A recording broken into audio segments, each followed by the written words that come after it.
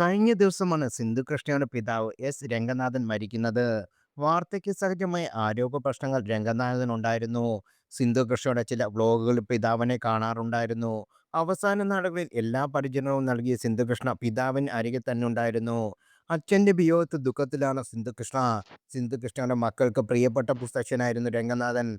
എന്നാൽ സിന്ധുവിന്റെ രണ്ടാമത്തെ മകൾ ദിയ കൃഷ്ണ വലിയ വിഷമമുള്ളതായി തോന്നുന്നില്ല എന്നാണ് ഇപ്പോൾ നെറ്റിസൻസിന്റെ ചോദ്യം. മുത്തശ്ശൻ മരിച്ച വിവരം സിന്ധുവിന്റെ മക്കളിൽ ആദ്യം പങ്കുവച്ച ദിയ കൃഷ്ണയാണ്. മുത്തച്ഛന് ആദരാഞ്ജലി ഒരു ഫോട്ടോ പങ്കുവച്ച ശേഷം ദിയ തന്റെ പതിവ് പോസ്റ്റിലേക്ക് കടന്നു. ബിസിനസ്സുമായി ബന്ധപ്പെട്ടതും അല്ലാത്തതുമായ സ്റ്റോറികൾ ദിയ ഇൻസ്റ്റാഗ്രാമിൽ പങ്കുവച്ചു.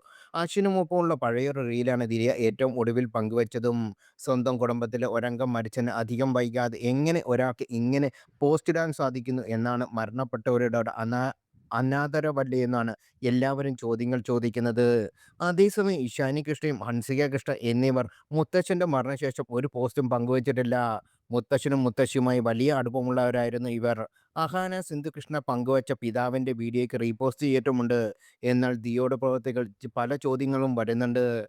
കുടുംബജീവിതമാണ് തനിക്ക് പ്രധാനമെന്ന് പറഞ്ഞാണ് ദിയ ചേച്ചിയെ അഹാനയ്ക്ക് മുമ്പ് വിവാഹം ചെയ്തത്. എന്നാൽ തന്റെ ഭർത്താവും മകനുമല്ലാതെ മറ്റൊരു കുടുംബാംഗത്തെയും ദിയയ്ക്ക് സ്നേഹമില്ലെന്ന് എല്ലാവരും പറയുന്നു.